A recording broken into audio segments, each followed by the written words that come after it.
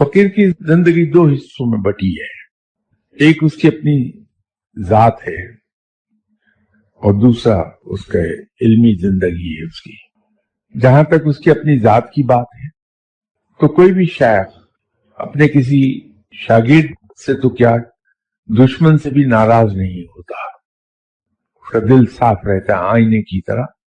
अगर आईने की तरह साफ नहीं होगा उसका दिल तो वहां रब रह ही नहीं सकता, क्योंकि रब रहता ही सिर्फ वहां है जो पाकीज़ा जगह है।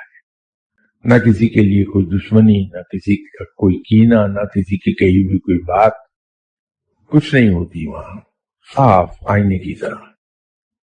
ये उसकी जात की हद तक है। लेकिन जहां तक इल्म से मुतालिक उसकी जिंदगी है, उस पे उसके यहाँ लिहाज नहीं है कोई। जहां किसी से गलती होगी या डिसिप्लिन की खिलाफ वर्जी होगी, वो फौरी तौर पर उसे पॉइंट आउट कर देगा। अपने आप को वो ट्रेन करता है कि किसी से अगर कोई कोताही हो जाए तो कोताही होने से पहले ही उसे माफ कर दे।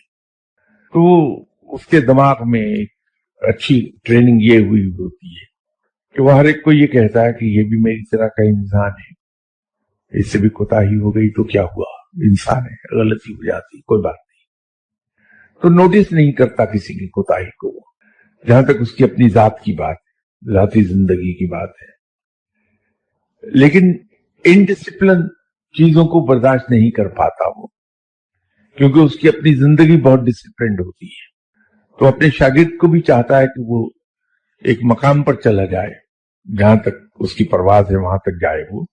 तो वहां तक जाने के लिए जरूरी यह है कि वो अपनी जिंदगी को डिसिप्लिन कर ले, अपने अंदर जहां तक ह्यूमनली पॉसिबल है वहां तक परफेक्शन ले आए। Humanly possible limits, total perfection इंसान में नहीं आएगी कि वो खता का पुतला है, लेकिन इंसानी हद तक जहां तक मुमकिन है वो अपने शागिर्द को परफेक्शनिस्ट देखना चाहेगा।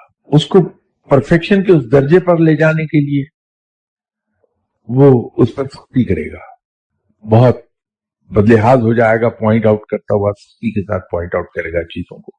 इसलिए ये कभी नहीं सोचना चाहिए कि शागिर्द की किसी गलती से शेख के दिल में नाराजगी पैदा होगी।